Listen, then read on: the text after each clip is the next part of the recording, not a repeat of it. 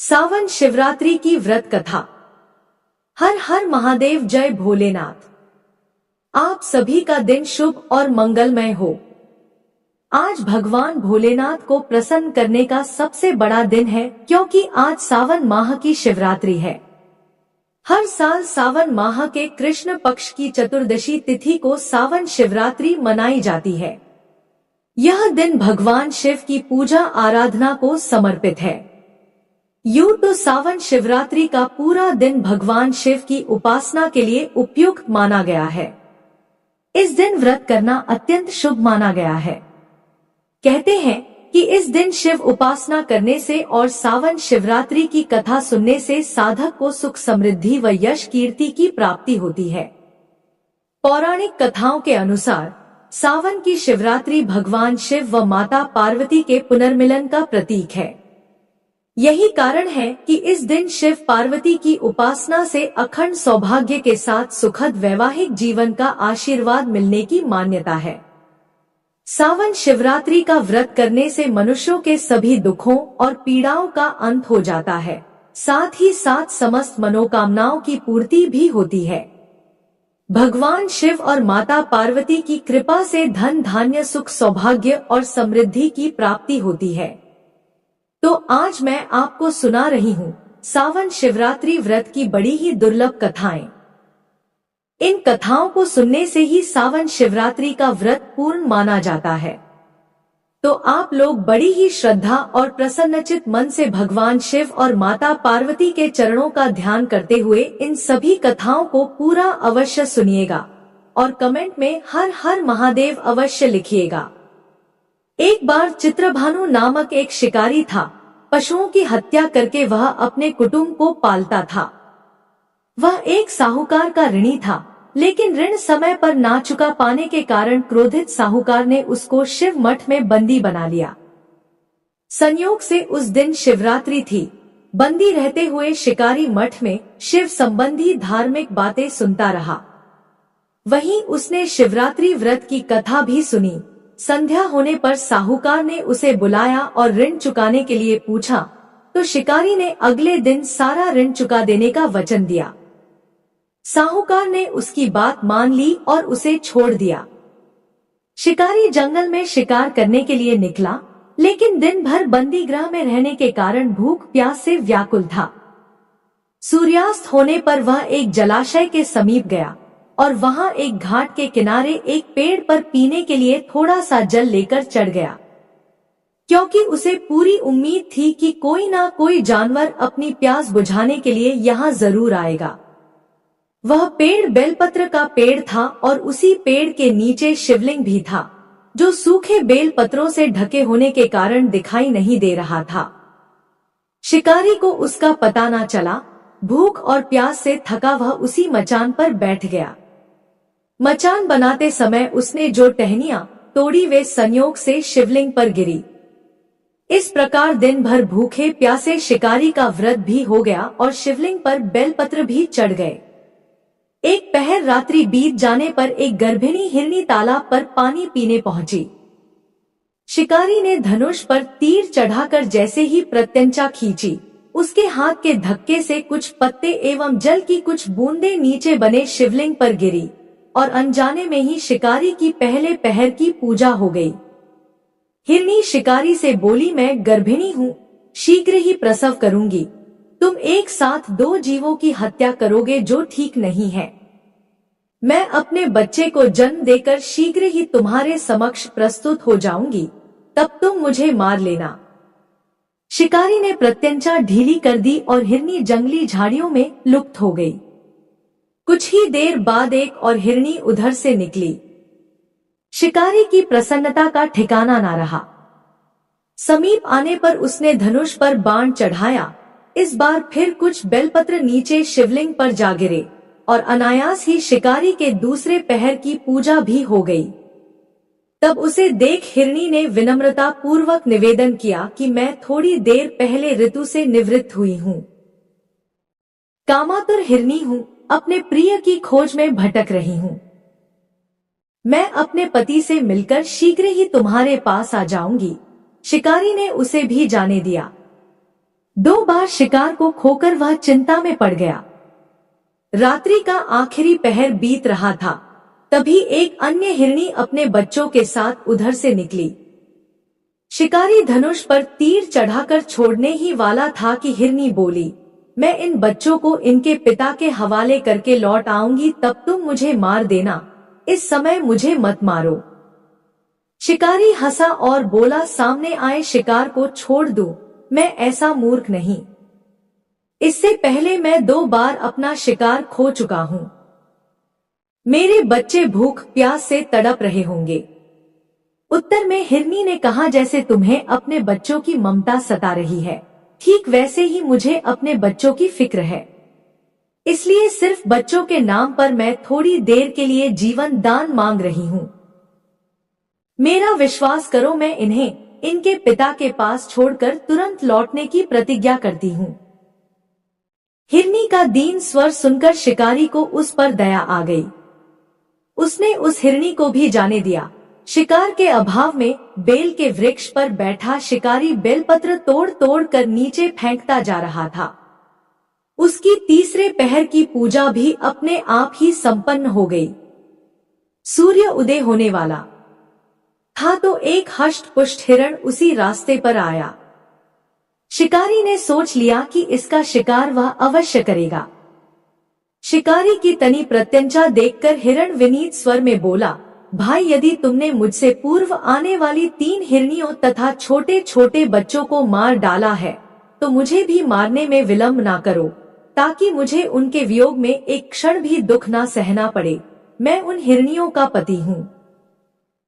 यदि तुमने उन्हें जीवन दान दिया है, तो मुझे भी कुछ क्षण का जीवन देने की कृपा करो। मैं उनसे मिलकर तुम्हारे सामने उपस्थित हो जाऊंगा।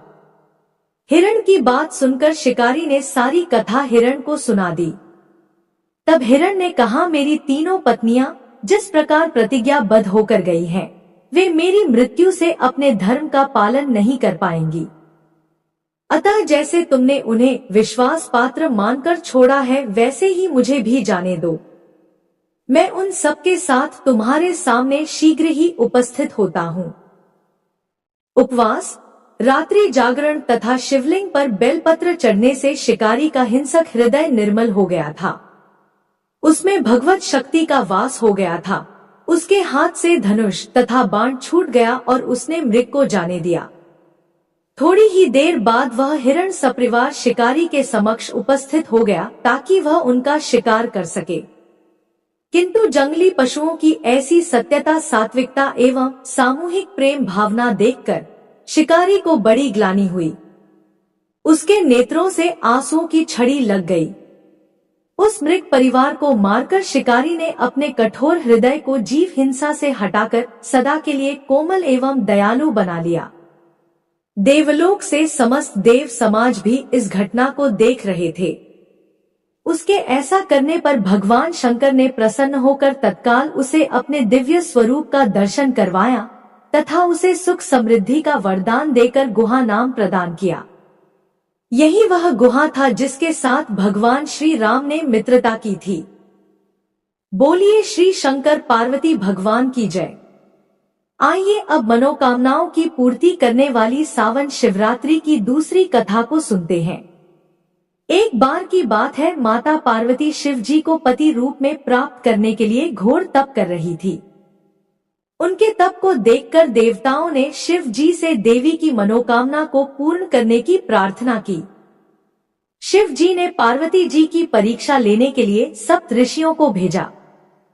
सप्त ऋषियों ने शिव जी के सैकड़ों अवगुण गिनाए, पर पार्वती जी को महादेव के अलावा किसी और से विवाह मंजूर नहीं था। विवाह से पहले सभी वर अपनी भावी पत्नी को लेकर आश्वस्त होना चाहते हैं, इसलिए शिव जी ने स्वयं भी पार्वती जी की परीक्षा लेने की ठानी। भगवान शंकर प्रकट हुए और पार्वती जी को वरदान देकर अंतर्ध्यान हुए। इतने में पार्वती माता जहां तप कर रही थी, वहीं पास में तालाब में मगरमच्छ ने एक लड़के को पकड़ लिया। लड़का जान बचाने के लिए चिल्लाने लगा। पार्वती जी से उस बच्चे की चीख सुनी नहीं गई। द्रवित हृदय होकर वह तालाब पर पहुंची। वहां पहुंचकर देखती है कि मगरमच्छ लड़के को तालाब के अंदर खींच कर ले जा रहा है। लड़के ने देवी को देखकर कहा, मेरी ना तो माँ है, ना बाप, ना ही कोई मित्र है, माता आप मेरी रक्षा करें। पार्वती जी ने कहा, है मगरमच्छ इस लड़के को छोड़ दो। मगरमच्छ बोला, दिन के छठे पहर में जो मुझे मिलता है उसे अपना आहार समझकर स्वीकार करना मेरा नियम है। ब्रह्मदेव ने दिन के छठे पहर इस लड़के को भेजा है, मैं इसे क्यों छोड़ूं? पार्वती जी ने विनती की, तुम इसे छोड़ दो, बदले में तुम्हें जो चाहिए वह मुझसे कहो। मगरमच्छ बोला, एक ही शर्त पर मैं इसे छोड़ सकता हूँ। आपने तप करके महादेव जी से जो वरदान लिया है, यदि उस तप का फल मुझे दे दो तो मैं इसे छोड़ दूंगा। पार्वती जी तुरंत तैयार हो गई। उन्होंने कहा, मैं अपने तप का फल तुम्हें देने को तैयार हूँ, लेकिन तुम इस बालक को छोड़ दो। मगरमच्छ ने समझाया, सोच लो देवी, जोश में आकर संकल्प मत करो। हजारों वर्षों तक जैसा तप आपने किया है वैसा देवताओं के लिए भी संभव नहीं है। उसका सारा फल इस बालक के प्राणों के बदले चला जाएगा।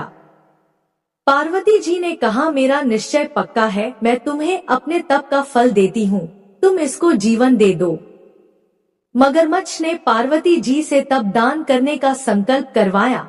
तप का दान होते ही मगरमच्छ का देह तेज से चमकने लगा। मगरमच्छ बोला, हे पार्वती देखो, तप के प्रभाव से मैं तेजस्वी बन गया हूँ।